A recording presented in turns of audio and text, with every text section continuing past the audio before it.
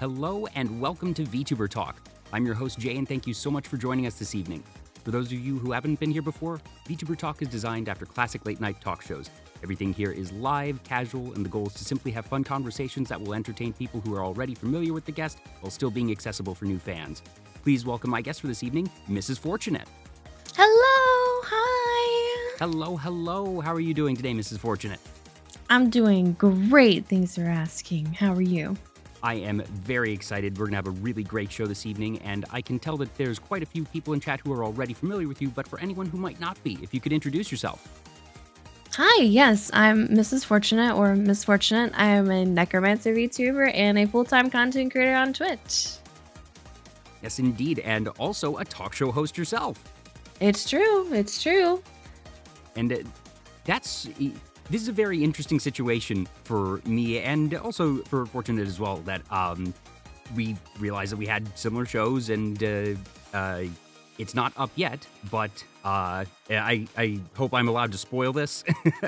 A little. We'll give them a little.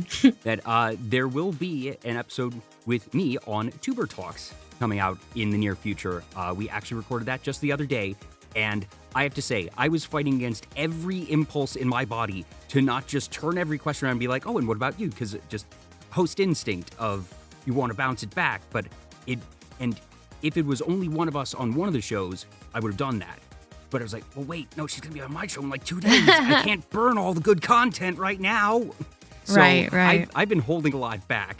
And one of the questions that you always open your shows with is, how do you get into content creation? And it's not something that I usually seek out in my own questioning, but I do feel like I need to bounce that one back at the very least. So for you, because I didn't return that question the other day, how did you get into content?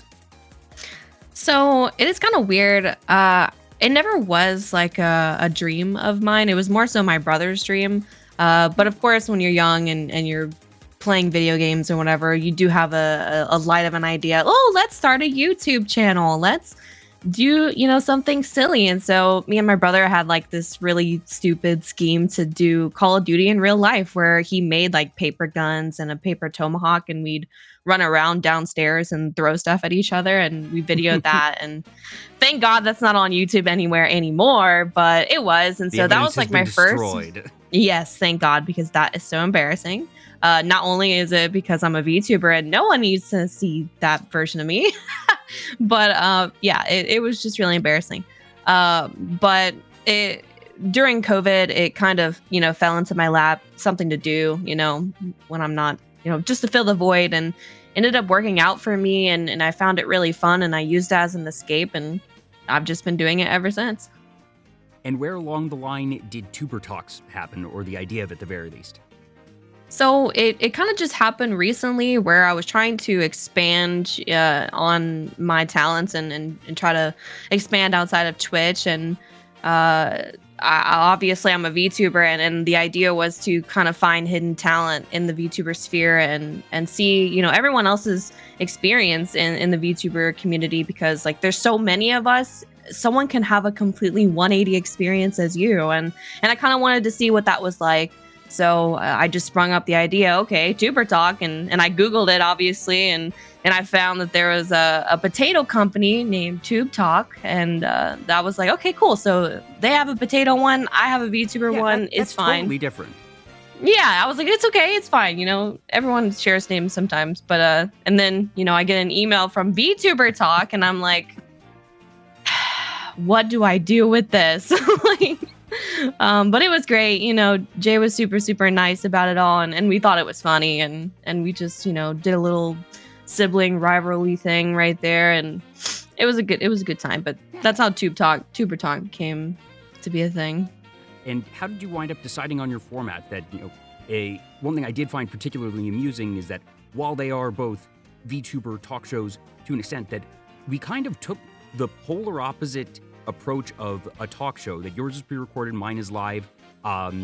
Yours, I guess, also our sets. The talk show background is kind of stereotypical across the board. That you have your city skyline, you have your desk. But even our sets are very different. So how did you wind up on your design, both the implementation and also just the aesthetics and everything? So a lot of the assets that I use are actually something I found off of Etsy. Later in the future, I obviously wanted to get something a little bit more comfortable, a little bit more casual, because of the way that my interview style is. It's very casual. And if you're a TikTok degen like me, you know, we're scrolling through TikTok at night, and there's a lot of podcasts that are going on right now that are like two people sitting in bean bags and just having a chill conversation, you know, friendly conversation. And so I kind of wanted to implement that into my podcast interviews, and that's kind of how I just went with that kind of structure. But the city skyline is like, I don't know, very uh, Jimmy Fallon, like Ellen DeGeneres, kind of silly. So I was like, yeah, this will work, you know, as a placeholder until I can get something custom made in the future. This set of mine didn't actually come about until my 3rd anniversary. I used similarly, it was a stock photo skyline background. I forget what website I got the assets from, but they were also just, you know, something that was free to use. So I definitely relate and remember that, and that, you know, I do definitely hope that somewhere down the line you have the chance to get your own custom set. That it does end up feeling different. Yeah. But that, you know, you're still relatively early on, but you've definitely hit a stride that you've been getting things out at a pretty good pace. And that's the big thing. I feel like getting your first 5 to 10 episodes out on anything, whether it be a talk show or just streaming in general, are going to be the hardest ones. That once you've gotten that sort of rhythm in place, it becomes much more easy to maintain. And I can't tell you how many talk shows even I've seen, you know, they get 2-3 episodes and then they just sort of fizzle out. And I certainly hope that in those cases, it's folks that may have decided they weren't, you know, into it. And it's like, okay, you know, if you're not into something, definitely stop. But you seem to be enjoying it. Yeah, I do enjoy it. And I think that I was told that a lot of podcasts don't ever reach their 12th episode. And so with that, it's like I'm trying to make sure that this was a trial run for me to see what I wanted to do, you know, outside of Twitch. And I'm still going to be experimenting. You know, I always kind of wanted to talk to people. I felt like that's kind of why I was put on this earth, to talk to people. So what's the best way to do that? Podcasts, you know, interviews. So, you know, it's an experiment at the end of the day, but I do love it. And I hope it continues for sure. But of course, that's far from your only content. You stream multiple days a week. One of the games that you've been into more recently is Dead by Daylight, and you've been playing that quite a bit. I've been playing that for like 3 years. So like, yeah, it's definitely not a recent thing. I've actually been more so recently switching to variety content because like, yeah, Dead by Daylight is how I found a lot of my friends built my community off of. So I do have a lot of Dead by Daylight community members in my community. Do you have so I've seen some streams of Dead by Daylight. I don't know the game very well, admittedly. I know the basic premise, but do you have any favorite characters or favorite strategies? I'm so sorry. I'm a Meg main. I hate that I have to say that. That's a joke within my community. So either you get it or you don't. I admittedly do not, so... Yeah, it's okay. She's just, long story short, she's a very questionable character. She has a stigma behind her that she's the character that's really selfish and doesn't help the team. And so, yeah, they forced me to be a Meg main. So, but strategy, honestly, just run away from the killer. Go the complete opposite way of the killer. Don't do what I do.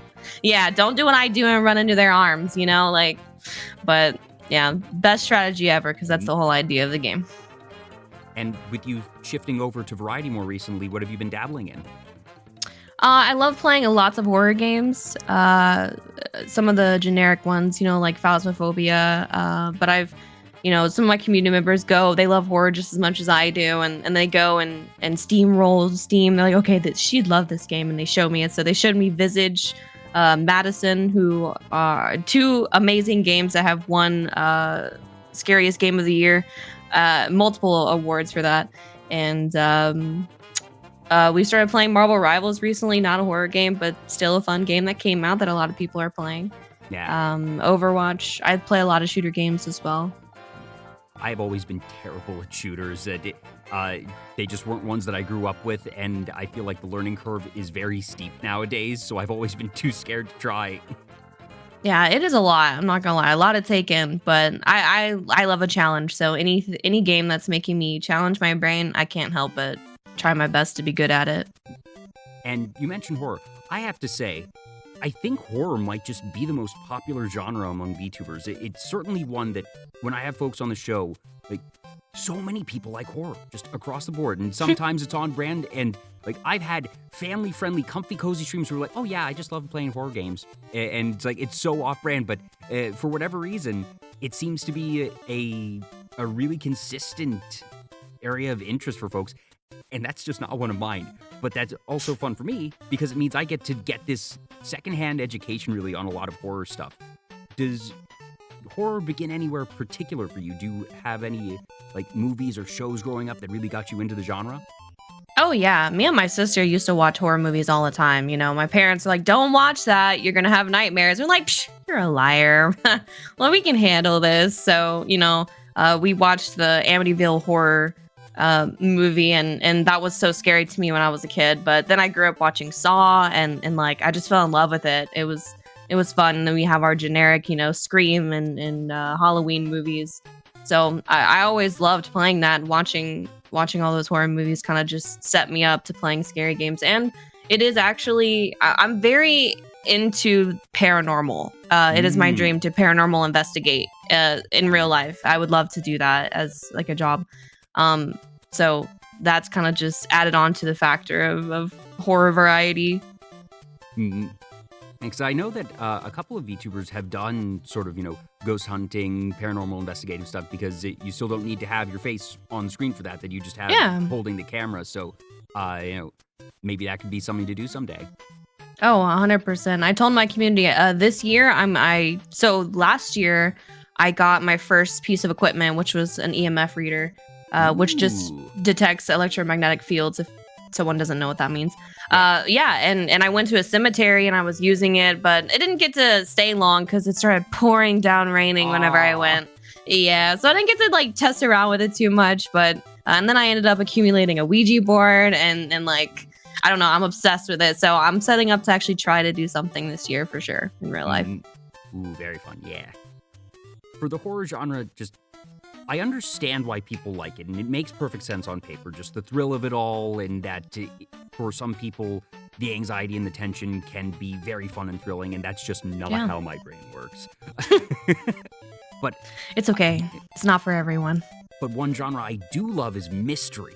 I really like, figuring out the whodunit, the why, the reasoning, and that's a genre that I feel is very related and blended with horror. That in so many horror movies, it's the question of, all right, is it really a ghost? Is it really possession? Or is there some logical explanation? And the sort of reveal therein, and sometimes there's different logic and rules and sort of the mystery itself of, okay, we accept that this is indeed paranormal, there's a demon, there's a ghost, but we need to figure out how it works, why it works, how to beat it.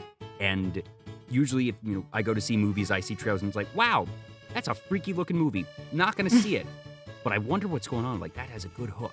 So I consume my horror media by going to Wikipedia and reading the synopses. Okay. Do you watch like documentaries on Netflix? Because that's something I can relate to. I like the like mystery as well. And like they have like conspiracy theories that I'll like to watch, or murder mysteries. I like watching those as well.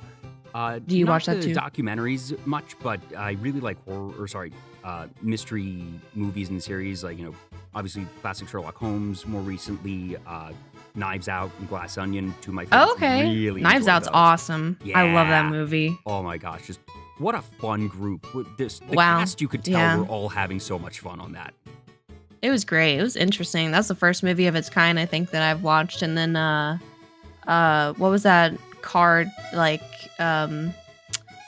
it was these people that would do magic tricks to like break out of banks and whatnot. God, I can't remember what it was called. Yes, I love those movies too. Those are great. Yeah. Did you see any of the Agatha Christie or Hercule Poirot films that have been made many decades? Have you seen any of the more recent ones with Kenneth Branagh? I'm really bad with names, so I'm not really too familiar with. I'm more like a face person. Let me do you remember Gilderoy Lockhart from Harry Potter? Who does he play in Harry Potter? He was Lockhart, the Defense Against Dark Arts in the second year, who used the memory charms. Is also known. He's done like a lot of Shakespeare, actually. Not. Anyways, nah. But, I don't think so. But anyways, relevance. I'll still get it. Hopefully. That he headed up several remakes of some classic Agatha Christie films or books, rather. So Murder on the Orient Express, Death on the Nile. Definitely suggest those if you enjoyed Knives Out. Yeah, send them to me after the show. I love watching movies on my free time. Any that you've seen recently, whether they be horror or otherwise?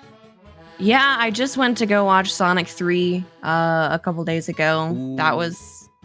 If you guys like references and have watched the previous ones, you'll probably like it. It just started very quickly and it didn't stop going. So it was like really fast paced. Did you have the context of ever playing Sonic Adventure 2?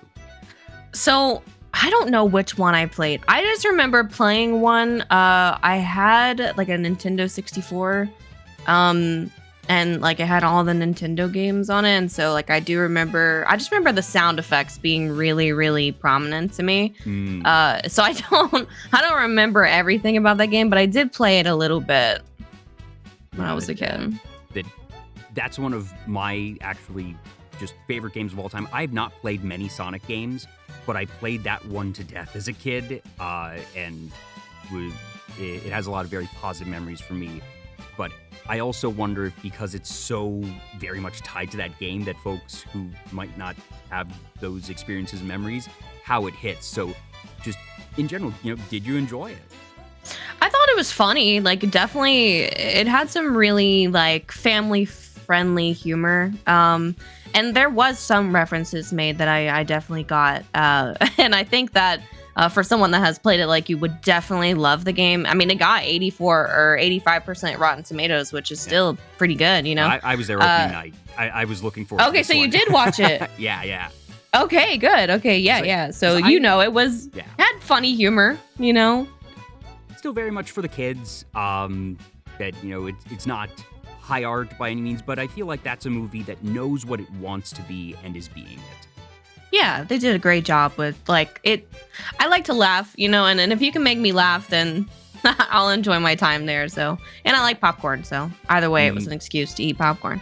Favorite way to eat popcorn? Butter, salt, both, caramel. I like kettle corn, but if I'm at a movie theater, I gotta have my classic butter popcorn. Stick your straw in it, shake it. Very fair. Yeah. Gotta get that butter down there. Oh man, dang it! Now I want popcorn. What have I done to myself? It's so good. Any movies upcoming that you're looking forward to? I've been really wanting to watch Wicked. I really want to watch that.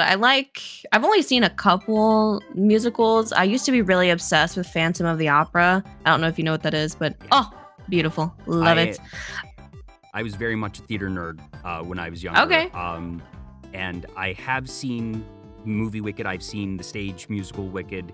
And the stage musical is one of my probably top 3 favorite musicals of all time. I think it's just incredible. And I thought the movie did a really good job. From the way you were talking, I'm guessing you have not seen the musical? No, not yet. I really want to. As possible. Okay. Yeah, I mean, of course, I've seen some little snippets, the more popular ones, clips from TikTok, because, you're going to get spoiled on there. Certain things are going to be unavoidable, definitely. Exactly. But the majority of it, I really haven't seen. So I'm just excited to see my girls, Ariana Grande's in there. But Ariana Grande was really good. I know that they were scared. Yeah, because there's just not much precedent for her acting recently, but she was great. Sorry to interrupt. Yeah. No, you're fine. I was just saying, like, a lot of people were scared to even cast her because they thought that she was going to overpower the show, but a lot of people really enjoyed her role in it. So that made me happy too, because it can happen. You have a big star like that, it can kind of be overwhelming and take the show or the movie. So I'm glad it all worked out. And I've only heard good things about it. So yeah, I would love to watch it. it did some really cool things that just couldn't be done on a stage, not only technically, but in terms of really utilizing facial expressions for characters. Because if you're in a theater, you have to be, the actors always have to overact, over-emote. You can't really do micro-expressions because people just won't see it from the audience. But in a theater, when you're doing a movie and you can do these close-ups, you can show more subtle emotions. And I didn't realize how much that would elevate that particular show. And I can't say anything more without going into spoilers. So I'm just gonna say go see it. Yeah, well, those people would be really good at VTubing for sure. Yeah. If you got to over accentuate your facial expressions, but Yep. yeah. You mentioned that if someone or something can make you laugh that you enjoy and that you just really enjoy comedy. Yeah. Do you have any places that comedy sort of begins for you? Any, either comedy shows or comedians that you really grew up on? Well, me and my family grew up not necessarily a comedy show, we watched America's Home Funny videos that you know what I'm saying. Yeah. If you know what that is. We all watched that as a family, and then we watched Gabriel Iglesias, who, oh my God, so funny. And then, I don't know why I'm drawing a blank, but the guy with the puppets, Ahmed and yes, I know what's his name? exactly who you're talking about. Why is it on the tip of my tongue? What's his name? That wasn't Jim Gaffigan? Chad, help us. Is it what? Let me see. Because now I'm not sure myself. Jeff Dunham. Yes. My grandpa showed me that. We watched that together. So, all of those things, growing up watching all that stuff definitely built up a little bit of some humor in there for future reference. So I grew up watching all of those, and I don't know, comedy has always been something that has kind of like protected me in my life, gotten me through the bad, just trying to find the humor in things. Yeah. Definitely makes life just a little bit easier. Have you ever considered doing anything akin to stand-up yourself? That, thinking about it, so many VTubers use comedy in their everyday streaming, and it's very logical why they do. But I also can't really think of any stand-up comedian VTubers or anyone that has made that a major part of their content.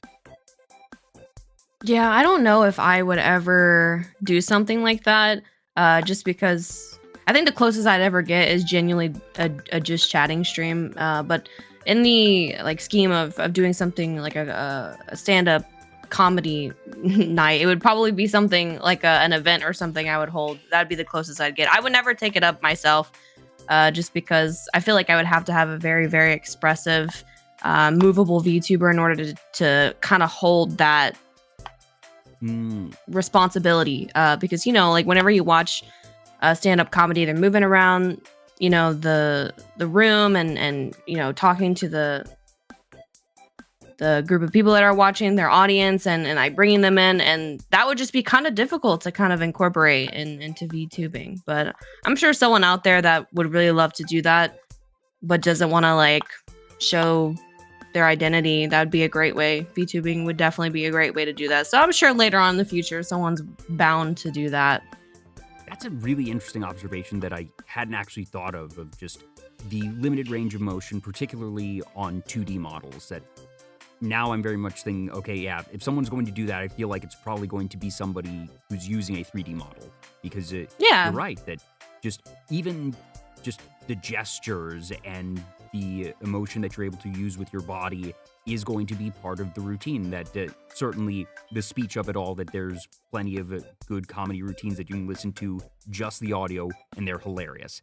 But that not being able to move, if there is a visual element, might end up making it seem literally and figuratively stiff. So yeah, that makes sense. And with those things, I feel like you have to do it live. So for someone, if you're listening to something that's just hilarious, I listen to some radio shows sometimes that are just, oh my God, unbelievably funny. But recordings, all of those are some of those are recorded and edited, and that gives a funny factor. So I feel like there's a certain responsibility and a certain effect that you kind of have to give that. And don't get me wrong, 2D models can be expressive, but they do have to be rigged and drawn a specific way in order for that to actually be possible to do. So, you And know, that 3D models would be the easiest way to do that for sure. Yeah, and even the most expressive and movable live 2D models aren't necessarily going to be rigged with the type of intent for motion that is going to be used in that type of performance. Yeah, you definitely have to set aside specific money and plans to get a model specified for comedy shows. So yeah, for sure. Definitely some extra money there. Uh, Heck, I'm I almost wonder if we will see a known comedian do a VR performance before before the reverse. That I'm waiting for more mainstream celebs to get in on VTubing. I don't think they will even know that it's VTubing or call it VTubing, but just more virtual reality performances or augmented reality performances of known IRL performers. There might be. You never know. There's so much creative freedom in any what is the word I'm looking for? Not even just streaming, but in entertainment in general. There's so much creative freedom. People are constantly looking for the next best thing to do that's unique, to be different, and it's possible. You never know whether they get to it or we get to it first. VTubers are so creative. That's definitely something I've learned the most in this community is, oh my God, there's so many creative people in this space, smart individuals. Yeah, I know. So Well, having been able to have so many folks on my own show, there's, like you said, there's so many creative folks and things that I would never think of. But as soon as I see, it's like, oh my gosh, why are more people not doing this?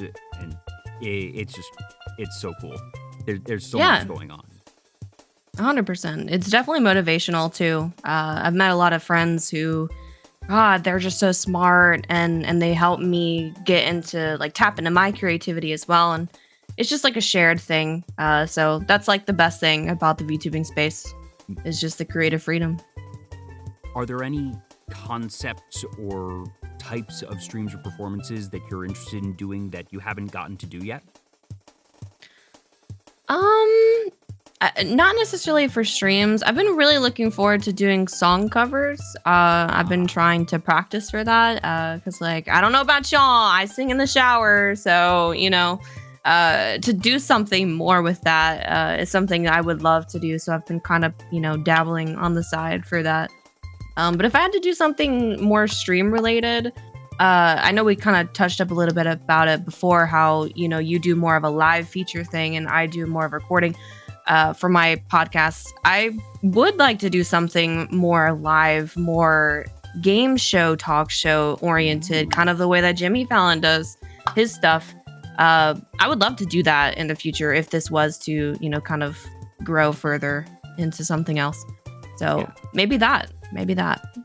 I've seen a couple of VTuber game shows over the years, and that's one of the other things that I think is just much easier for us than face cam streamers, because you're already in a digital environment that you can have your overlay and just have your game board and everything done that way. And not to say that it's easy, but I think that it comes together much cleaner as a concept, and that if you're already used to the technical aspects of operating a VTuber model and everything that comes with that in OBS beyond the sort of baseline streaming, I definitely think that's something that VTubers are just a little bit more equipped perhaps to do and see be successful.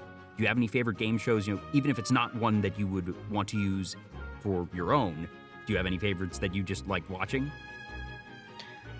Yeah, I mean, Family Feud,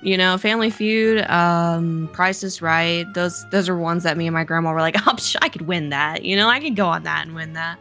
But to kind of say a little bit about VTubers, them being more equipped for that, I don't think that they're more equipped because I have a couple of facecam streamers. One of my friends, his name's Heatley. He's affiliated with the Jackbox Party group.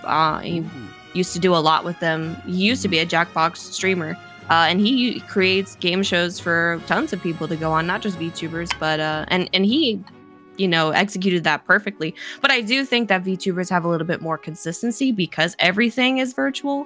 Yeah, certainly did not mean to suggest that it was something that would be beyond facecam streamers that I've seen. Like you were mentioning, there's a bunch that have done just incredible things, and and they're fun. They're great. Oh yeah.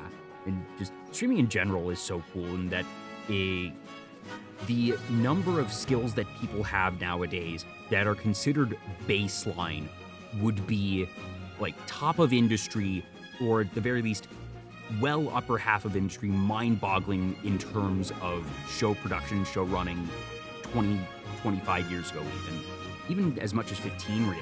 Just the types of things that people do, which is considered 101 on operating OBS, that goes all the way back in some ways to, operating switchboards, operating soundboards, making sure you have different cues for live newscasts, and that we consider it very obvious, very easy. There's a million videos on it.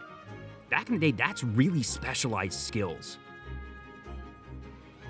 Yeah, I feel like a lot of if you take a look at like news channels, or Good Morning America, things like that, I feel like both sides the pressure is on, but with things like that, those are more so live, and I feel like people forget how, what's the word I'm looking for? It can be super nerve-wracking to have the pressure of being on camera. And so the fact that VTubing has kind of taken that factor away, that is a major factor, because your facial expressions mean everything. And if, people are super hypercritical, so you also have to worry about that. But I never thought that when I started streaming, I would acquire the skills that those people can go to school for, that I taught myself how to use. And it'd be easy for me because I grew up on technology. You just never consider that. I never thought I was going to do something like this, and it just spiraled into something more. So it is kind of crazy to think of it that way. You were mentioning that you want to be able to do some covers in the future, and I'm not going to ask which songs because I'm assuming you want to keep that close to your chest. The reveal of what the song is going to be, especially for your first cover, is always going to be something very special. So not asking that, but you mentioned to me that you really enjoy music, basically any genre. Yeah. I also remember from one of the streams that I was lurking in that you played piano growing up.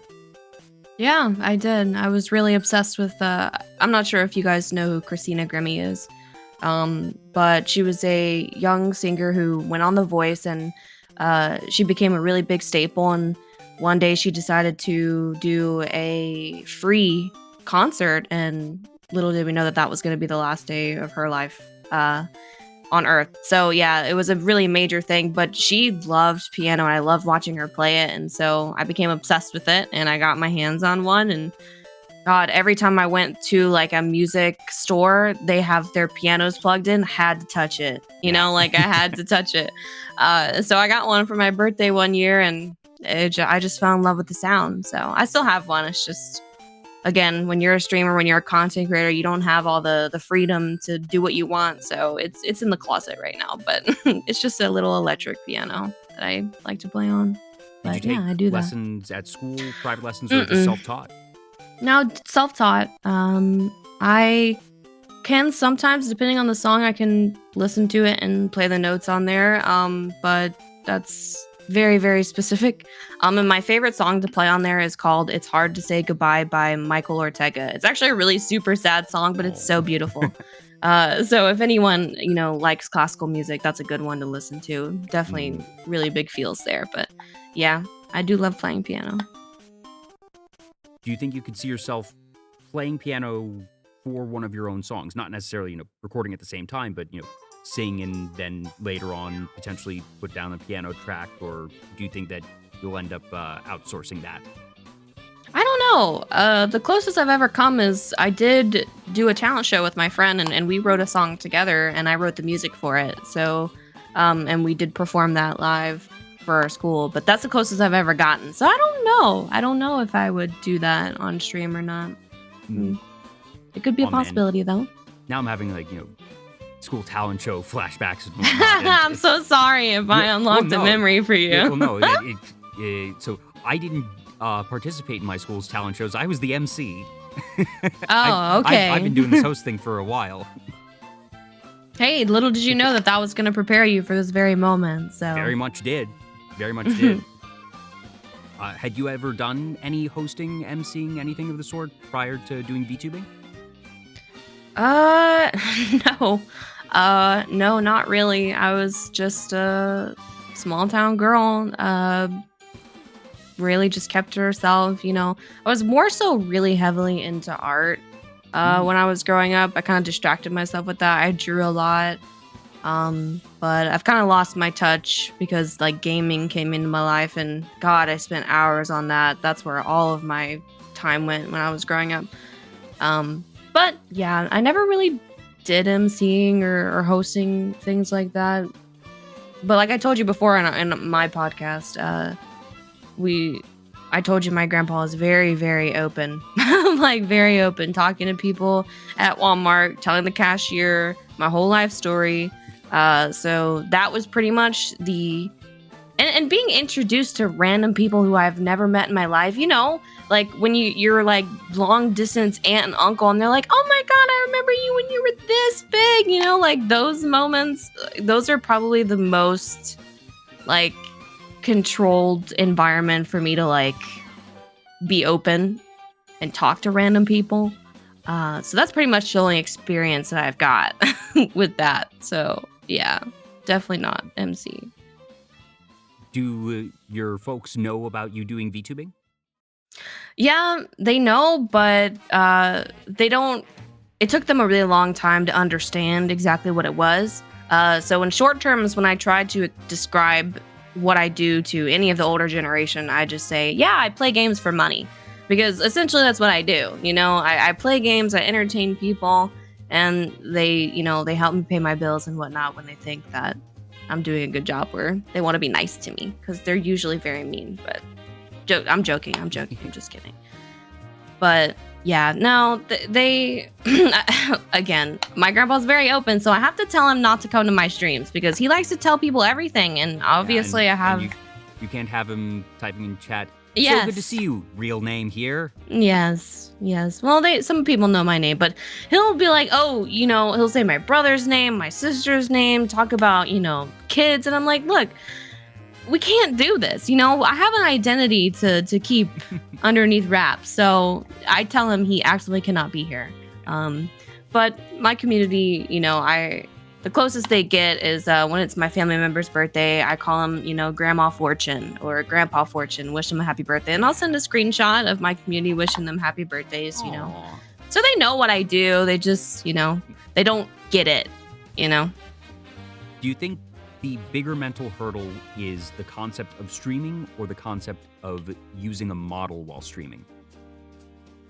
Can you kind of go a little bit more in depth with that question? That sometimes when I'm explaining VTubing to folks that I have sort of a two-step approach. One, I make sure they understand what streaming is, just baseline what live streaming is.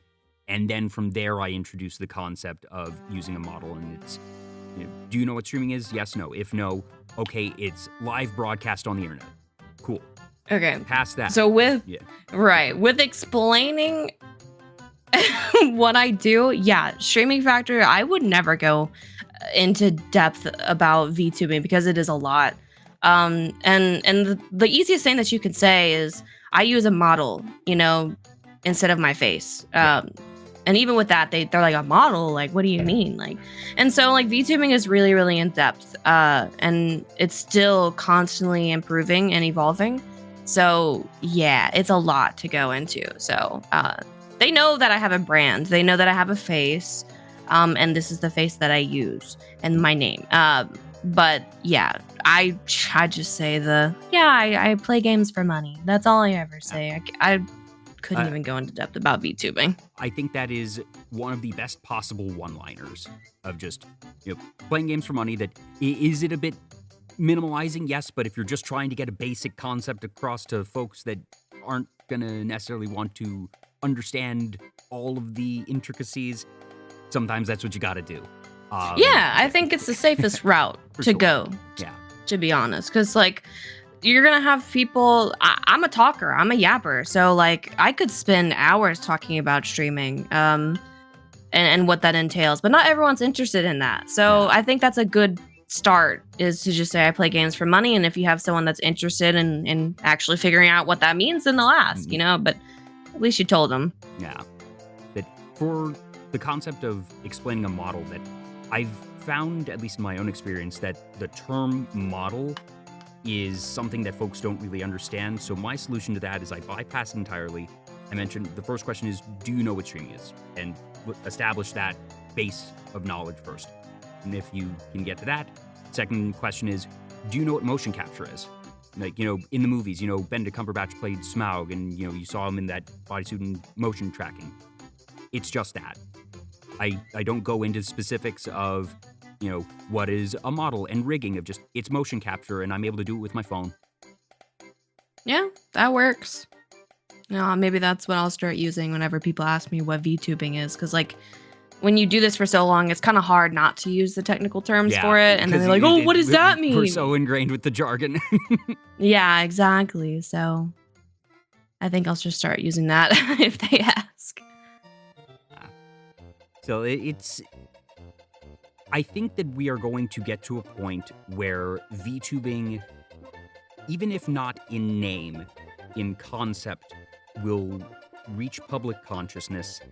I don't think it's going to be in the next 5 years, but I think it will be in the next 10. And it's just going to be interesting to see, you know, if, when, how we get there. Yeah, you just have no idea how things are going to evolve. I mean, like, we talked about it a little bit before, where 4 years ago, VTubing was not what it was right now. Like, there's so many programs that have evolved and made things so much easier. I've been every type of VTuber out there, like 2D, PNG, 3D. I've used a lot of the programs to make my VTuber. You know, so I've gotten a little bit of experience with that. And like now, some of the programs I used to use don't even exist anymore in 4 years. So like, yeah, you just don't know. Everything is evolving, especially in America, because, you know, they had VTubing in foreign countries before they had it in America, like Japan and Korea and the Asian countries. But yeah, it's, gosh, you just don't know. So I'm excited. I'm excited to see where things go, because there's so many people testing the narrative and testing limits in this space that you don't know. Yeah, it's exciting though. Yeah, I very frequently say we couldn't imagine 2 years ago what we have right now, and we can't imagine right now what we will have in 2 years. Just, yeah, it doesn't exist, and maybe we could have some semblance of a concept, but that's part of just technology and the creation of the new ideas, is that you don't know what you don't know. You don't know what you're missing. You don't know what could be quite yet. And then, you know, something happens, a new thing comes along, it's like, oh man, that makes perfect sense. Why didn't we have that before? Right. Yeah. And I think that's kind of why I always choose to never give up something that makes you happy. Because although, like, with streaming, a lot of people talk about how, like, oh, there's people that just started this game 3 months ago and they're already like partnered, or they already have this and that. I've been doing this for like 5 years and I don't have nothing compared to that. It's because, like, everyone's journey is different, but never giving up, you don't know what you can accomplish in that 1 or 2 years. You don't know what you're going to gain in that 2 years. And I think that that's kind of what keeps me going. It's like not knowing what's possible, but if you put yourself out there, you're opening yourself up to that possibility. Yes. If you don't do it, there's no possibility. So don't give up. Just don't give up. You hear that? Don't give up. Absolutely. Just, you know, obviously, if you're pursuing something, trying to get better at something, and it gets to the point where you are just outright having a bad time, if it is becoming not just a struggle and difficult, but actively, I'm not having fun, I'm not enjoying this, this is becoming detrimental to my mental health, then maybe it's time to step back and say, okay, maybe this isn't for me, or maybe you need to find a way to shift what it is that you're doing.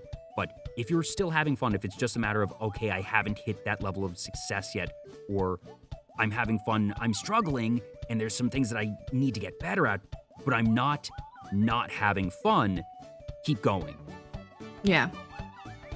Yeah, it's also a thing, too, is realizing why you're not unhappy, because you could just be doing something that you did enjoy at one point and you're just not enjoying it anymore. You need to figure out why that is, because it could be not the thing that you're doing. It could be how you're approaching it. So definitely like a lot of self-reflection to anything that you do is kind of vital. Absolutely. But yeah, if you truly don't love something, and I've kind of like learned this as I go, especially working with managers and seeing some of my friends go through managers as well. Um, if someone's telling you to do something and you just cannot perform because you don't love it, like you genuinely feel like this is not for me, and they're just kind of like telling you to do it as a marketing tactic, you don't have to do that thing because you're still most of the time when people do something that they don't love, they don't perform well. You're not going to create content that you're proud of because you don't like what you're doing. So just don't stress yourself out. Like don't try to push it. Move on to something that does, give you enjoyment. You can come up with a better idea that's probably also marketable, and enjoy doing that and be proud of it because that's where the content is. That's where the goodies are. That's where the booty is. Were there any moments like that for you? Because you've been at this for, you mentioned, I think it's 7 years. So that, even going beyond VTubing. 4 years. I think that? I've had my account. I think I've had my Twitch account for 7 years. I'm not sure. But yeah, I didn't start streaming until consistently 4 years ago. Well, in those 4 years. Yeah. But of course I've ran into my walls, and this was an experimental thing for me at first, like I didn't think that this was gonna ever be something I would do. So of course I've had my hurdles. But usually it's just with games, or trying not to get too personal here because, we all like enjoyable conversations. When I first started out, I was doing a completely different content style.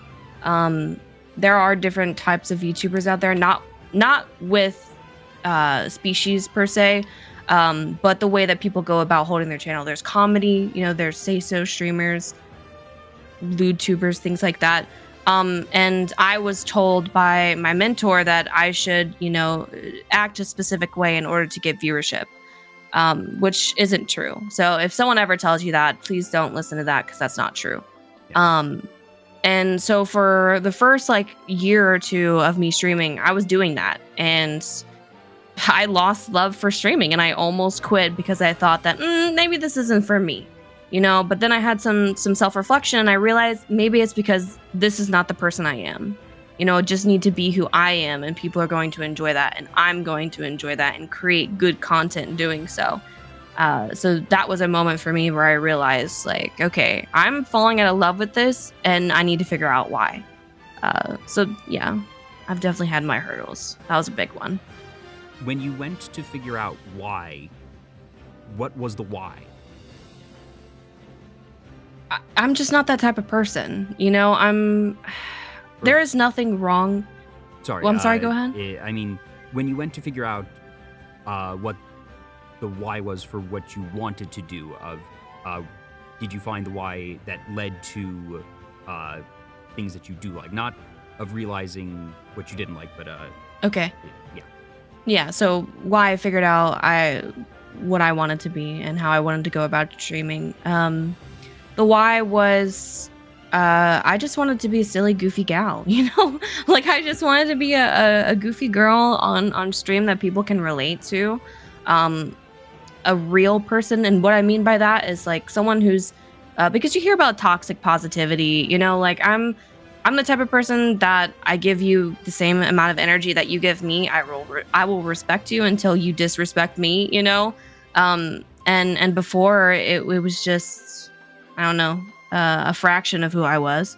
And so I decided to be completely unapologetically me, and that helped me a lot. It helped me connect with people more. It helped me enjoy streaming a lot more.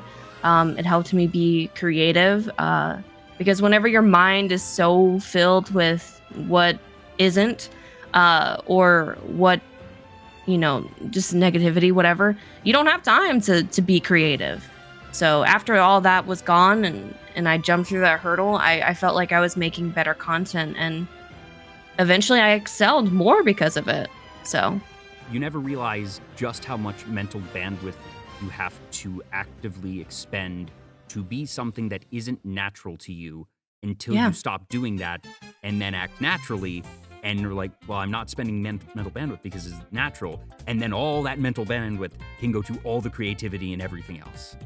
Yeah, and I'm so thankful too. Like at the end of the day, it did suck, and it was something that I feel like I had to go through in order to not only be able to relate to people that may go through something similar or be told something similar, but to be able to better yourself in that sense. And self-reflection is so good. Not very many people have that ability to do that. And I'm very self-aware. So also acknowledging that that's a superpower that I'm able to, do. It helps because you're still going to constantly be brought with experiences that need self-reflection, that need self-awareness in order for you to perform well or to make relationships with people. Like, yeah, it's a constant. So yeah, I'm very thankful that I did go through what I did. And no, I'm not unhappy with the time that it took because that's just what it needed to take, Yeah. It's my experience. And yeah, if nothing else, now that's sort of data for you of, okay, this is how I react when I know I'm not having fun. So you're going to be more likely to recognize that in other instances, if you start pursuing other paths, that you are more likely to realize that it's not the right path for you earlier on, and that's less time, emotion, energy spent on that. And it also just, at the very least, you can say that you tried the other stuff. You can say that you gave it your best shot and that you just realized, no, it wasn't for you. Yeah, exactly. And it definitely taught me a lot because that's something, if any of you are deciding to go into VTubing and try something out, you're going to run into all different types of streamers. And there's a big talk of like, oh, a specific type of streamer gets more notoriety because of the way that they act, or the content that they sell gets better viewerships or is better bait, whatever. Being on the forefront of someone that was doing a specific content and switching to another, you kind of get the personal experience facts out of the way and realize that, okay, yes, this part is true. That's not true. And I can say so because I experienced that myself. Some people just hate because of the type of content someone makes, but I feel like I get to have a say because I did do that. And then I also switched to something else, and it was never about the money for me. And that was also a self-reflection that I had to realize. I don't know if very many people talk about what streaming can do to you mentally and the things that you think about. You just never consider it. But it's definitely taught me a lot. Definitely helped me grow a lot as a person and build my content up to be unique in my own way. So yeah, I'm thankful for that. Bouncing back to gaming for a bit, and that, gaming is sort of, I would call that the core of your content at this point. And that while you are certainly diversifying beyond Dead by Daylight nowadays, that it's still gaming and then some just chatting, and you have, at least at this point in time, your talk show as sort of a separate pillar in your content, and that that being pre-recorded. When it came to looking around for variety and getting to other ones from Dead by Daylight, what were the places that you went first, and are there ones that, as you've been diversifying and exploring variety gaming, are you finding that you are still tending towards shooters? Are you finding ones that you might not have expected that you're enjoying? So my gaming journey in general has been kind of crazy. I've opened myself up to so much more.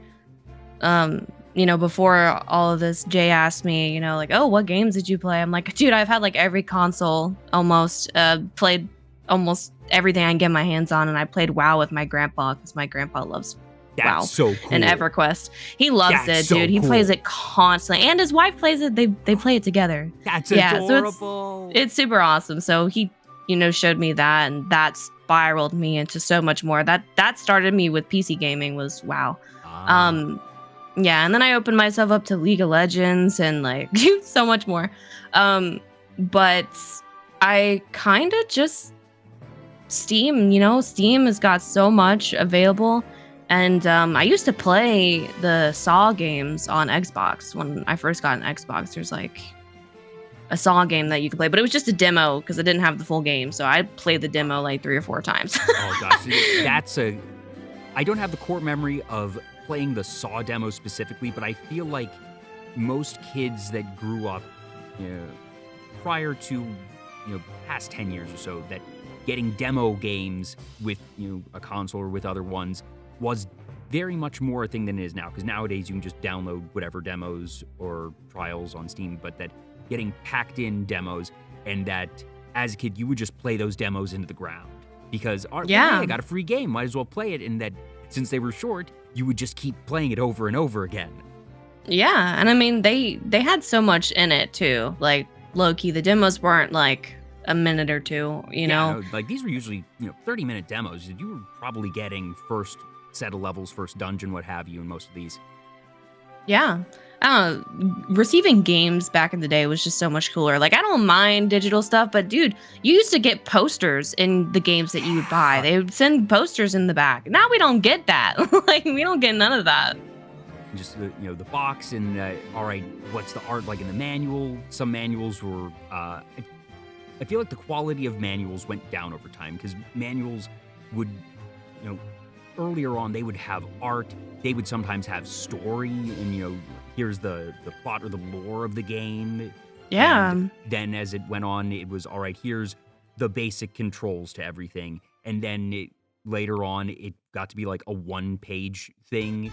Usually it would be like an ad even. And now, you know, I open up if I buy a Switch game, I open up the box, there's just nothing in there now. They still have the little tabs for where you would slide in a manual, but they don't exist anymore. Yeah. And dude, they used to have books with like cheat codes and stuff that you could buy. Like when I used to play Club Penguin a lot, we got these books where they would have like cheat codes or like free outfits that you would get because you got the book. Like none of that is available anymore because everything's digital. But, you know, those were just like little achievements, little happy moments that I enjoy that I didn't think that I would miss now that we're talking about it. But I miss those. Bring them back, please.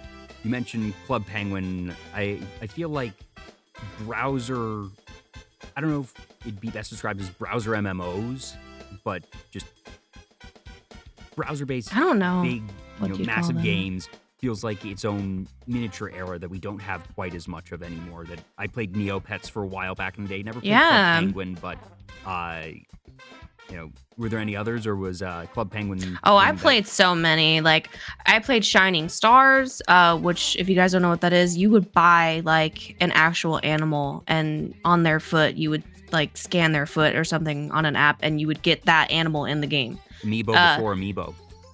Yeah, and I played Movie Star Planet, Our Worlds, Winky, like Webkins. There's so many games that I played. Oh, it was so fun. Like, there's just, those games were so ahead of its time. Like, so ahead of its time. I had so much fun playing those games. Like, definitely an outlet for me. Gaming has definitely been an outlet for me. I don't know what I would be without gaming. You mentioned to me that one of your favorite games of all time was Paper Mario. Now, is this original Paper Mario, Thousand Year Door? I wish I knew what it was called, but I just remember it being Paper Mario. I used to play it on the GameCube, and God, we played that game until it just didn't work no more. That, and of course Mario Kart. Who didn't play Mario Kart? Yeah. Yeah, that game. Oh, Paper Mario was great. I tried to play it recently on an emulator, and it just doesn't feel the same. It's probably because like graphics have so completely changed that. Still, that game was ahead of its time too, but yeah, it's so different now. They've also just changed the format of Paper Mario. That for a while it was turn-based strategy similar to the Mario and Luigi series. Then they changed it, I forget which was the first one, but they made it more real-time platforming and strategy there. I never played Origami King, which I know is the most recent one on Switch, but I think that one was real-time as well. But it's a very interesting series, and obviously, just it's so fun aesthetically. And I know that a lot of people hold, especially the early ones, in high regard. I'm guessing the one that you played was Thousand Year Door. I think that's the one that was on GameCube. It's possible, yeah. I just remember it being, him as a paper, and I went to go kill Bowser. I just remember doing, I don't know, mindlessly playing that game. But Yeah. God, I miss GameCube, and GameCube was Wii. Like, amazing. oh, I love it. That was the first TV console that I owned. I had a Game Boy Color, and that was the first gaming device period that I owned. Yeah. But GameCube was the first proper console. What was your first?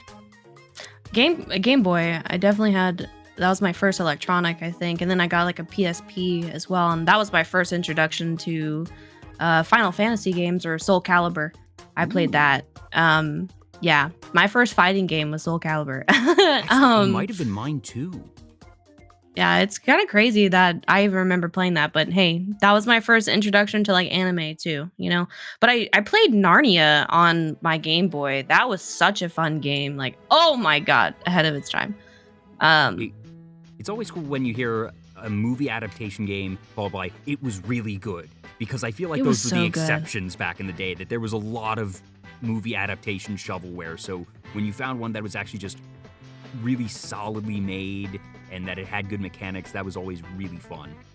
Yeah, I mean, most games back in the day were just actually made with love, like full on like hard work and love. There are a lot of games that are like coming out now, which I can honestly just say this about the Call of Duty community. The games that are being produced now they don't feel like they put love. It's just a lot of it's just marketing and money that they want to get out of it. They'll know that we play on nostalgia. And so they can constantly just be selling these games because it has a name tied behind it. But like games back in the day were actually fun and like actually memorable, and they meant something to me, even if it was just a simple little Game Boy game. I think I played Pokemon X and Y for the first time. That was my first Pokemon game. Well, no, I played one of the first ones. I think it was on Game Boy. I could be wrong. One of the first Pokemon games. Yeah, I remember playing that, but then I got Pokemon X and Y on my brother's 3DS, and yeah, I played that until it fell off. But yeah, gaming has always been there. I've had so many gaming consoles: Wii, PSP, Xbox, PlayStation 3, Nintendo 64. We had a Sega. Like I've had so many consoles. Thank you, family. This is all your fault, by the way. Yeah, but if they ask, like, how'd you end up doing what you? Was like, well, you were the ones that got me all these gaming things. Yeah, Grandpa was and the they one that showed me World of blame Warcraft. This is you set this up. Yeah. This entire operation was your idea. And then they're like, oh, you play games too much. Then why do you keep buying them for me? Like, do you not want me to use the gifts that you get me? No, but it's who knew that it was going to set me up so much for what I do now as a career. I didn't realize that. I was just playing Call of Duty in my basement, not worried about a thing. Just quickscoping people. That was it, playing zombies. Imagine you've been given a effectively unlimited budget and access to any IP that exists, and you are able to remake or reboot a game from the past, and it can be one that hasn't been rebooted or remade in 20 years. It can be something that's been rebooted and remade that you think could be done better. What would you want to have made? This is a hard question because there's so many games. Like, my brain is spiraling. I'm trying to choose one that people would know too. I had a lot of fun on Halo 3 or Halo 4, and it's kind of like the least of everyone's choices. Everyone's like, oh, Halo Reach, if you guys are Halo enjoyers. I get it. However, Griffball and Flood in Halo 4 was banging. I had so many good memories on Halo that when I wasn't playing COD, I was playing Halo. So if I could remake that game with, the experience that people got from Halo Reach and future Halos, I'd bring it back. Well, Reaper, you suck. That one specifically, and that it's you mentioned Griffball and the other modes of just that it's not even necessarily the core gameplay, but the fact that it had these other modes. Yeah, I mean, of course, the mission, like the campaign was fun too. Like I enjoyed it.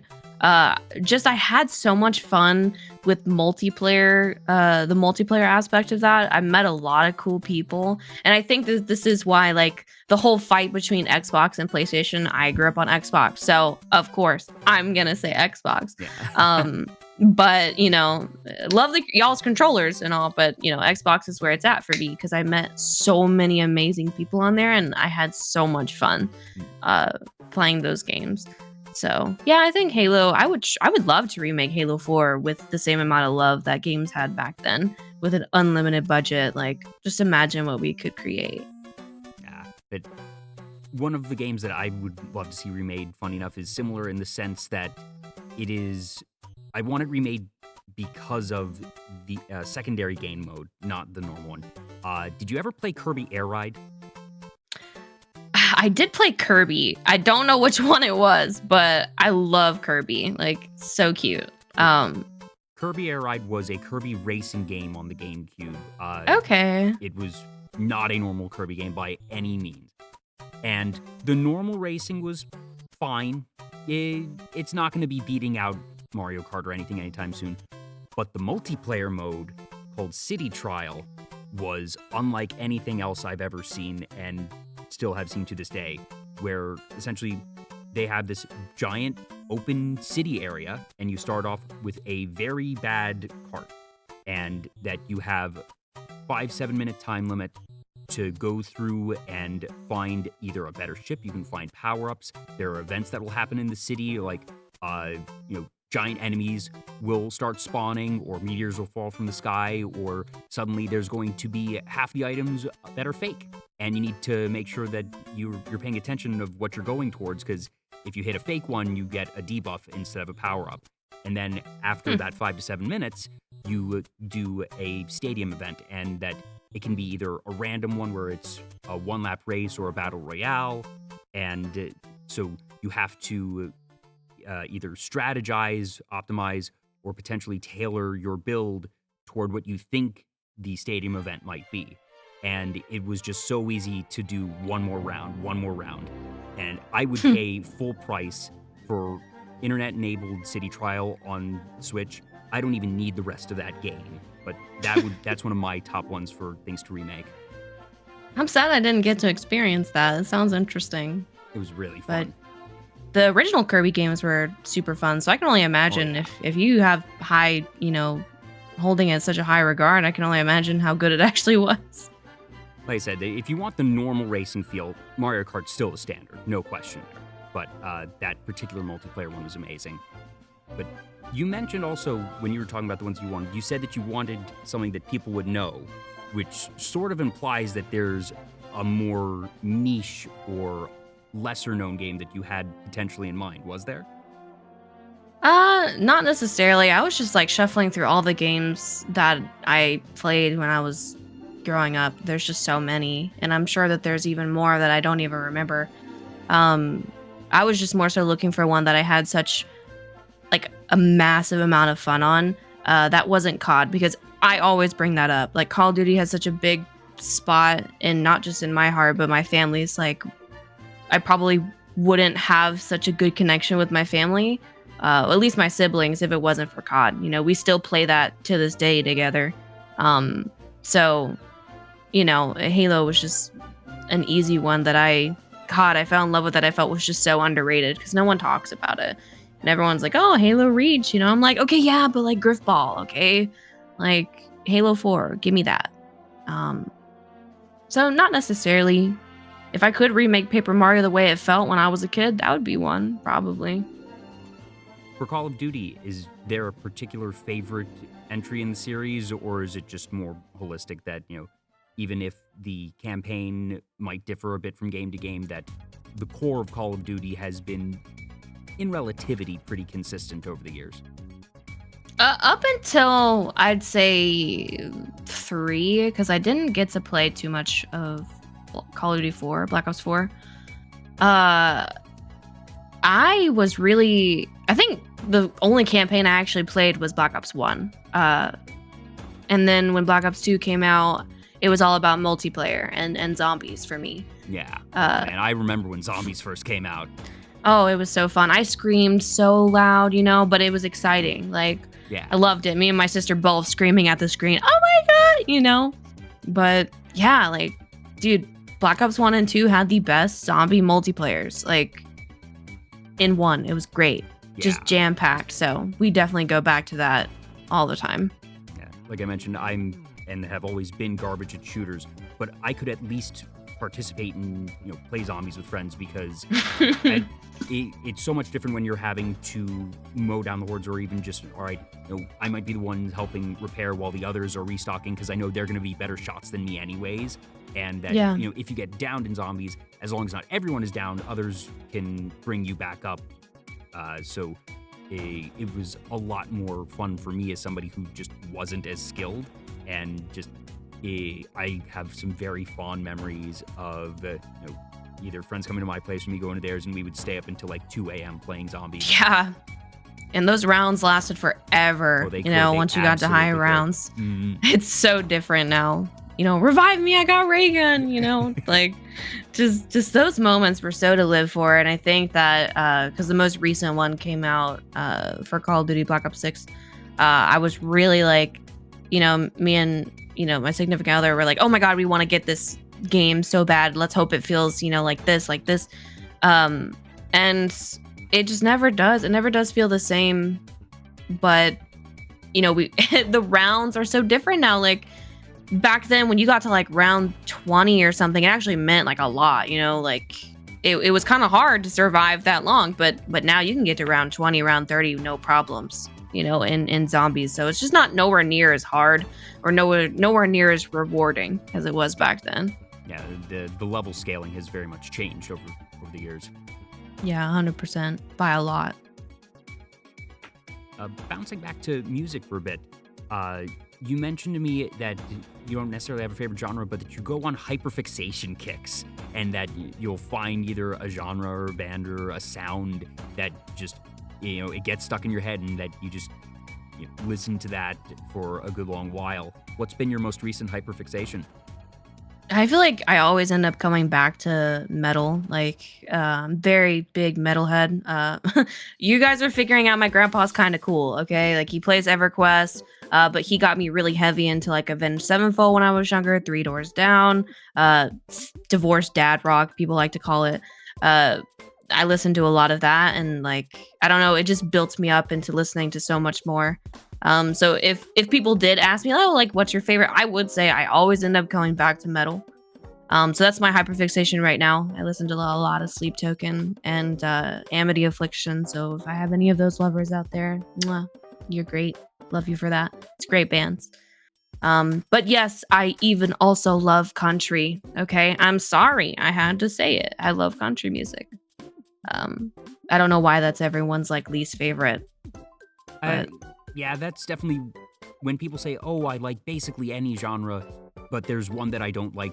The usual exception I've definitely heard is country. And it's country. I think part of it is it has such a very unique sound, but also that usually the subject matter of the songs, stereotypically speaking, is very particular, in that it doesn't appeal to some folks.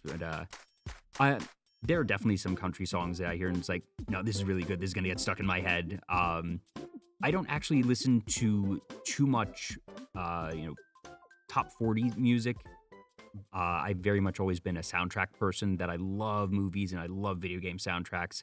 I still hear stuff that ends up on the radar, ends up being particularly popular or used in backgrounds of like meme videos and such.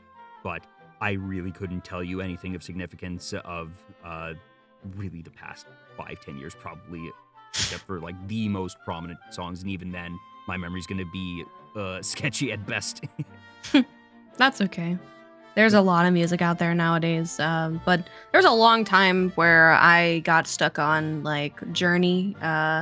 Listened to a lot of that because my grandpa loved that. So I was definitely, well, I don't even know what era that's from, 80s, 90s, I don't know. But a lot of that music from that time, like that was a kick that I was on for a while too. And then like my first introduction, I listened to a lot of like gospel music because I used to go to church camp when I was a kid. Not the church that people are probably thinking. It was literally, we went to like Lake of the Ozarks, if you guys know what that is, and we played in the lake, and it was kind of like camping. It's kind of just what it was. It was genuinely just camping. But they played a lot of gospel music there, and I got on that kick. I don't know. I'm just like a sponge. You know, if I like something, it'll stick around for a long time. Do you think your enjoyment of metal might have influenced your design at all? Because there's naturally going to be elements of horror in your design that, you know, you have the gothic look, but even among horror and gothic looks, that just, you have a fair bit of literal metal filigree on your outfit that, you know, I can't say that I'm super into metal music, but it feels relatively evocative of that style. Do you think that's something that may have played a part either consciously or unconsciously? So when I was younger, I definitely wouldn't have realized that my taste in music affected my aesthetics or my likes. But like, ever since, streaming has given me a lot of opportunities, and one of those was experimenting with different clothing styles. And I've definitely tapped more into my gothic era, and it could definitely be because of the music I listen to. So I can definitely say that metal has definitely influenced my taste a bit. I do love the color black. I love like spiky things, and that's kind of just relative to metal music. But that's also kind of happened through all different types of genres, like rap. I've definitely experimented with that kind of style, country even. So they kind of just come hand in hand with me. I'm a very open-minded person about clothing styles or fashion sense and music, games, things like that. So they probably do affect me in its own little way with each individual genre. Even horror movies, movies too. Are there any outfits or styles that you would consider, not necessarily for like a redesign, but if you were to get an alternate outfit, are there any ones that are top of mind for you? Oh yeah, I'm constantly conjuring up different ideas for my model because this is my 1.0. I I think it's funny because I am two polar opposites when it comes to styles. I love that goth, factor of spikes, all black, whatever. And then I love the uwu girl, the pink, the pastels. So I do want a pajama outfit, comfy, because I do wear that on a day-to-day basis. I literally have avocados on my pants right now. Okay. And so like, I just love being so many different things in one. There's not one style that I'm tailored to. I feel like I look best in gothic clothing because everyone looks good in black. Like, let's be honest here. It just makes your figure look amazing. But I do love everything aesthetic. If it looks good in my eyes, then I want it. So yeah, I would love a pajama or a more elegant style attire for maybe like talk shows like this, or if I had a date night, I'd just be able to switch to it, That's certainly one of the other benefits of VTubing, that we can do outfit changes with the push of a button. Yeah, we are able to do that. And there's assets online too that I like to use because I only, I'm restricted to one outfit right now. But you mentioned to me that a series that you actually really enjoyed, when we were talking the other day, you brought it up later almost as an afterthought, but the way that you mentioned it made it sound like it actually may have been something pretty significant. That was Game of Thrones.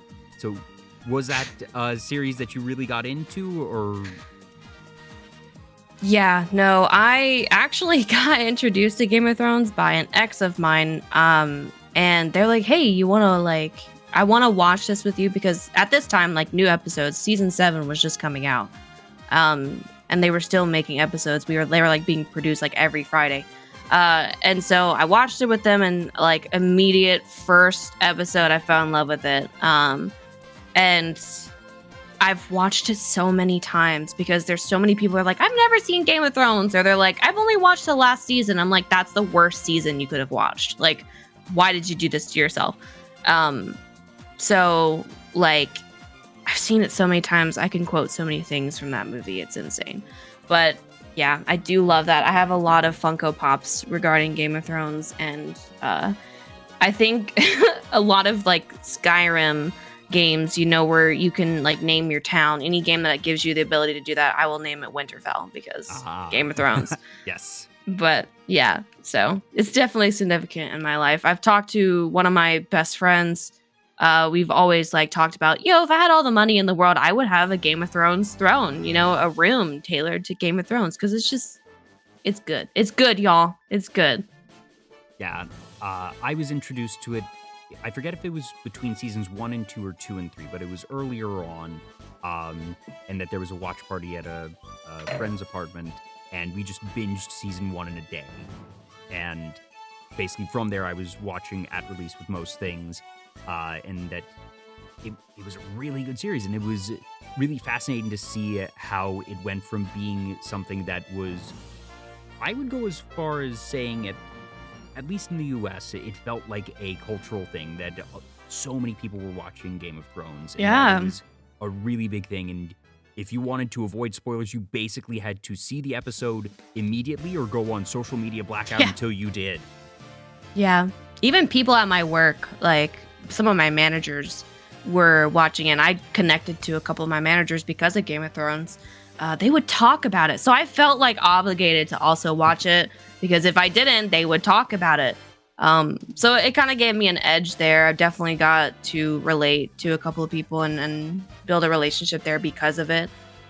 So yeah, it was just a really, really good show. And I still speak of it to this day. That's one good thing you did, ex-boyfriend. I'll still remember that. Thank you so much for showing me that. Do you have any favorite characters or favorite arcs?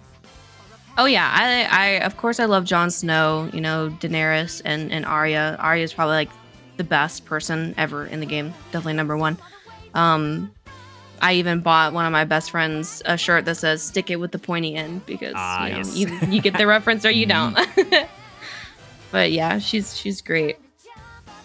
I won't spoil anything with that though. My favorites, I really liked Tyrion and Tywin. Just both of them I thought were Yeah. really good. Tyrion was so funny. Also, Sansa was one that for me, I just did not enjoy her in the early seasons, but then as time went on, I started to really enjoy her. I feel like that was the idea. They built everyone up for that. And I've talked to a couple of my friends who really hated her throughout the entirety of that show. And even people that also disliked Catelyn, Rob or Ned Stark's wife, and their mother. And I think after rewatching it so many times, this is why I tell people, no matter how much you've seen a movie, you're always going to learn something new, because there's always something that you pay attention to that you maybe didn't last time. And so like rewatching it so many times, you really start to understand the perspective and the position that they were supposed to be in for a reason. Yeah. So all of the characters are significant in that show. And God, and you never think that like Tyrion as well is also the voice actor for what was it? Scourge in the newest Transformers movie. Yeah. So which was so cool to see, and you can like hear it after a while. You're like, "Oh my God, I hear it." So yeah, that's cool too. Like even seeing them outside of Game of Thrones still excites me, so I love that show to death. Peter Dinklage, the actor who played Tyrion, does have a role in Wicked. I won't say where, but interesting. That you will hear his voice at one point. I'm sorry if you hear my cat screaming. Go, baby. Oh, no, go. it's fine. That would not be the first or the last time a fuzzy friend has had a cameo appearance on Vtuber Talk. Yeah, he's a paid actor for sure. What type Get of out cat? of here. I love you. He's a Maine Coon. He's like half Maine Coon because he's not like that massive. He's not purebred, but he has all of the same attributes. Really up my butt. Loves to sleep in bed with you. Thinks everyone that comes to my apartment is for him. Very loud. Loves to yap, just like his mom. Okay, look, I love you, but you gotta go. Go. No meow at me. Oh, but anyways. And I guess the unfortunate thing of Game of Thrones is, for how big a cultural thing it was, its abrupt fall from grace and just sort of a almost deletion from the public consciousness, because it felt like the finale was very widely Rushed. panned and rushed, and that it felt like it undid a lot of the really good memories for a lot of people. Just, I feel like people don't talk about the series much, and that when it does come up, that it's usually just, oh, it really bungled the ending. And I don't actually think the ending was that bad. Do I think it is as It good could as have been worse. Yeah, and it certainly could have been better, but I watched them that there was plenty that was like, yeah, this is really good. I felt like actually the vast majority of character decisions did make sense. Yeah, they still made it like watchable. I feel like a lot of the people that do say, "Oh, like season, the last season was terrible." I feel like most of the people that say that are people that weren't really connected to it. Yeah. Or only watched the last season. Yeah. So, because there are things that, without going too much into spoilers, there are things that characters did that they'd literally been saying since season 1 was their intent, was their goal, was their purpose in life. And that for some reason it feels like a lot of people forgot that along the way, despite the character still saying it with relative frequency. yeah, I don't know. Just people, overall, that show had they had a way of forcing you to like specific people that you didn't want to like, and then they die. So, they also had a way of making you dislike people that one of the things didn't die till later. So, yeah, it was just something I could connect with, and it's so long. I love long series like that because I'm a binger. I don't know if you guys are, but I'm a binger. I can't help it. Like, I watched all of Dexter. I don't know if you've seen Dexter, but if you like mystery, I think you'd like that because it's about a blood spatter analysis who's a serial killer. Yeah, my siblings watched that one, and they definitely recommended it to me. I think I've seen 2 episodes and did enjoy it. But it's great. I like longer series, but I need to get in relatively early. That if there's 5 Me seasons too. for me to catch up on, I'm probably just not going to watch it. But if I can get in first, second, third season, catch up easily, that I will almost certainly continue watching it until it finishes or stops broadcasting.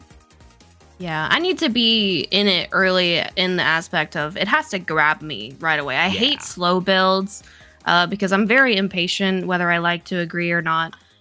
Even with books, like if it doesn't grab me right away, I'll just stop watching. So most of the shows that I've watched are attention grabbers right away. Yeah, I feel like I do enjoy shorter series, that I watch a fair bit of anime, and that I like ones that are just 12 episodes and they have a complete cohesive story, that it's not, oh, are they, is there going to be a season 2, or you leave it super open. But I feel like for me, ideal length is like 50 episodes of 22 minutes or 20, 30 of longer episodes, because that gives you the time to really know the characters. I don't want it to go too fast. And as long as something eventful is happening in every episode, I find it much more difficult to keep up with episodic series that go on for hundreds of episodes. But if you're continuously telling a story and every episode matters, first 2 or 3 are good, I'll be in for the whole ride. Yeah. I think having so many episodes is kind of daunting as well, and I think that's kind of why I shied away from what's the anime that has like 1,000 episodes? Like, yeah, I don't want to watch that because it's so daunting that there's so many episodes, but also because like I love anime, don't get me wrong, like I can sit there and binge watch an anime too. And then I feel like most episodes are like 20, 25 minutes, if that. So I know that there's short episodes, but like, my God, like, what do you need 1,000 episodes for? That's exactly where I am, that I missed the boat, literally and figuratively, on One Piece, and I'm sure it's amazing. I have friends that swear by it. I'm not going to watch 1,000 episodes. Yeah. I'll stop halfway through, and I already know, so I'm just not going to waste my time with it. Respectfully, if you guys watch that, if you love it, I'm glad you have something you can relate to. They're making a new series of One Piece starting from the beginning, and I think it's aimed at people like us. That maybe the series has been going on for 20, 25 years now, and so not only has animation improved significantly, but obviously the series has now much of it's a much bigger budget to work with and much more notoriety. So from what it looks like, they're planning to have this secondary series that is starting from episode 1, but with modern animation. And I think it's for folks like us who don't want to go in on 1,000 episodes, but since it's going to be reset from 1, that we can get in on episode 1, just watch weekly with everybody else. So we'll see if that ends up happening, because that would be the way to actually make me watch that series. Yeah, no, I agree. I'd give it a chance. And then maybe if I like it that much, I'll go back and watch the first one. Who knows? I don't know. Tries now in chat mentions Joffrey was a good villain. That's exactly what I'm talking about. A good series, good writing will make you like a good character, but they will also know how to make a character that you can just hate. Hate that character. I hate him in every other show. I can't. Like they did it so well. I can only see him as Joffrey. I almost feel bad for the actor of that. Yeah. Because he is going to be so known for that role because it was so iconic, and that he played it really well. Just the guy was not a very old actor, especially when the series first started. Definitely young. But he understood the assignment. He was supposed to be an annoying little prick. He was supposed to be just a selfish bastard, and he did it amazingly. And I'm sure that he is, hopefully just a lovely, nice person off camera. But, he probably is. But just, gosh, that's... I hope that at the very least, maybe there's the positivity of that he would get called for more roles, because sometimes there are folks that get known for a villain role, and then they'll just have work for the rest of their career playing villains because they're known for doing it really well. I guarantee you he's got book after book after that, because I think I was reading a tweet or some kind of article on him where a lot of people like to send people threats and stuff when they play an actor so good because they can't get so invested. Yeah. So it is a lot of stress on them at the end of the day. They do get, what's the word? Backlash for playing a character so well because the reality, he did get threats. It's crazy. It's kind of mind-boggling. It's in some ways, all right, that is deeply concerning from the fact of people not being able to separate a fictional performance in a clearly fantasy world. It'd be one thing of if it was a realistic setting and maybe somebody mistook it for documentary or like a reality show. It's a fantasy show. It is very clear that this is not real. This is like war days, ships and and magic dragons. And dragons. Yeah. But at the same time, I guess in a twisted way, it is also a high compliment, I suppose. I'm sure he'd rather not have that type of compliment, but it goes to show that he did do very well. Do you have any favorite villain actors, just across any medium? You're bringing up all these questions that I feel like I have to do extensive cognitive thinking. I really fall in love with anti-heroes mostly. But if I had to think of one that I felt played it so well, would probably be Green Goblin. Green Goblin in every movie was just perfectly portrayed, and dude, they cast just the perfect person for it every time. Willem Dafoe was having so much fun. Yeah, and it was just memorable, Green Goblin's great. And I also played a lot of the Spider-Man. Well, I say a lot, but I think it was Amazing Spider-Man on Wii with my brother a lot. So getting to play all those villains myself is even a little bit more of a connection to it. And that's kind of how I fell in love with Venom as well through that game. I still need to actually get to the PS4 Spider-Man series because I've heard just amazing things. Oh, you should. I didn't get to finish it, but oh my god, it is so immersive because even the controller having the haptic feedback, it's so immersive. I loved that game, and I didn't even get to finish it. So yeah, definitely high regards for me too. Well, it is starting to get late, but I have just a couple last questions that I ask all my guests. And the first is, do you have any goals for 2025? That we're here about halfway through February. There's still a lot of the year left. Is there anything that you're hoping to accomplish, a project that you're hoping to see through by the end of the year? So, I mean, of course, I have my goals. Like with my model, I'm constantly wanting to upgrade that. But if I wanted to, I want to incorporate more uh, game shows or tournaments into my content because I love any excuse to just get a bunch of people together. I feel like you create better relationships, and you also get to like show your community different types of people that I've met through my journey because there's a lot.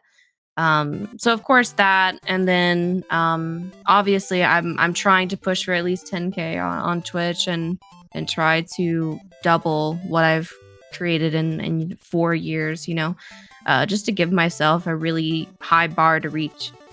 So definitely those would be my looking forward to's for the year.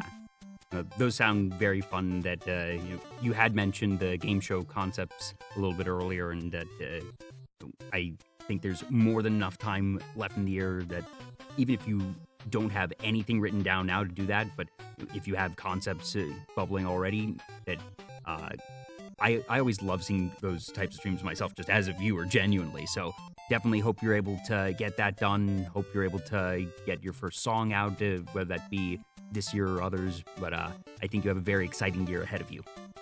Thank you, thank you. I hope I'm able to create that content myself. And the last question I ask all my guests is, what does being a VTuber mean to you? And that's not the question of what does it mean to be a VTuber, but different people get different things from VTubing. Some people have said, it lets me get in touch with my inner child. It lets me be someone I can't be in real life. Others say, I don't have a deep connection with my model in the sense of identifying with it. I like my model, it's nice, but for me, it's a tool in content creation. It's a mask that I wear, and I love this mask. It's very fun, and I think I get to do cool things with it. But for me, it is a mechanism for my creativity, not necessarily a conduit for me emotionally. And those are two pretty stark differences. And there's things beyond in between. There's no right or wrong way to be a VTuber. But for you, Miss Fortunate, what does being a VTuber mean to you? It means I'm able to, have creative freedom without the pressure of, constantly being ridiculed or picked apart, by appearance. But also, everyone wants, a face to put a name to. And so I feel like the first thing that I created with my brand was obviously my name, but the second was my model, because I had to have something that people can relate to and connect with.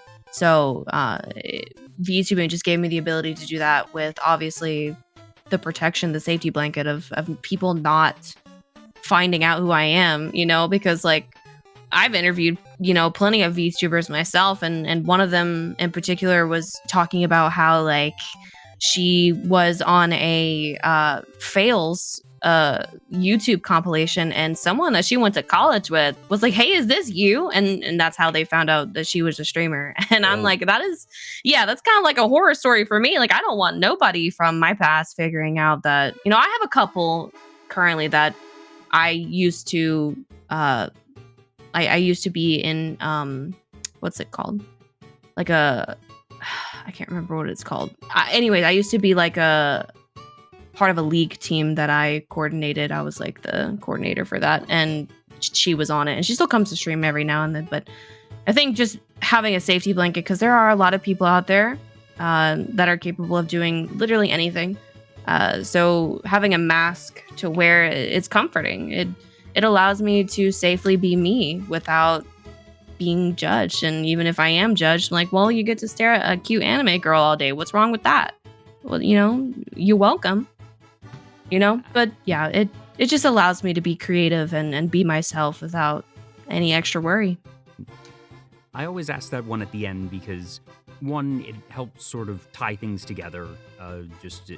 We've been talking now for, between our two shows, well over 3.5, probably about 4 hours, and that folks do definitely be sure to check out Tuber Talk on Miss Fortunate's YouTube channel. That'll be up, and then I don't know what timeline, but there's all the other episodes up there. Also, do be sure to check out the other episodes. She has had some awesome guests. I had the time to actually see some of the previous episodes before going on myself. She is just absolutely delightful as a host. So if you've only seen her live streams, please be sure to check out her show as well. The other reason that I asked that question of what does being a VTuber mean to you at the end is, while I never know what people will say, the answers always make sense.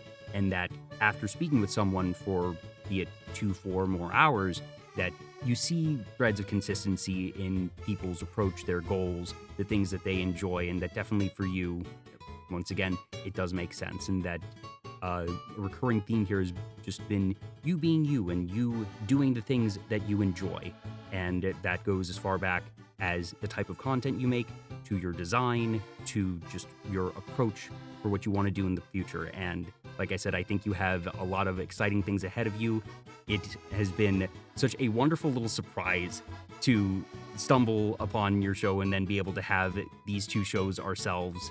And just, I cannot thank you enough for being open to being on the show, for allowing me to be on yours as well. And I definitely really appreciate you taking the time. That this has been very, very fun, and I do definitely hope to be able to see you around.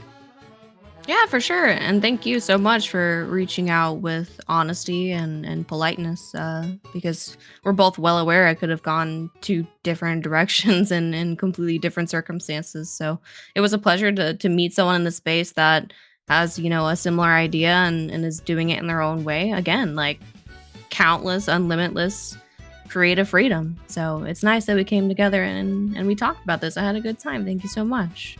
Absolutely. And that episode will probably be out in the next couple of weeks. For me and you. So this one, you had it first. You got it first. And that, I usually upload to YouTube. I've been really bad about that, like, the past 4 months. You better upload to YouTube, Jay. I always download them. I have the files, so I just need to get off my butt and do that. But yes, this will find its way to YouTube. My guess is yours will get there before mine, but I'm going to be downloading files, and I'm making sure that I have all that for when I'm able to get all that situated. I have considered actually just broadcasting on YouTube, because then it gets saved, but then it's live and everything. Yeah. I digress. Anyways, I do actually have one last question, but it's a very, Go ahead. well, it might be the easiest or the hardest, who knows? Who would you like us to raid? Oh, gosh. Okay. Let's see. Let's see if we have any of my friends online that we can go and surprise. Well, is there a certain category that you want to specifically raid into? Okay. Nah, that I always like letting my guests choose who to raid. Of just, one, it means that I get to usually find new folks, and that I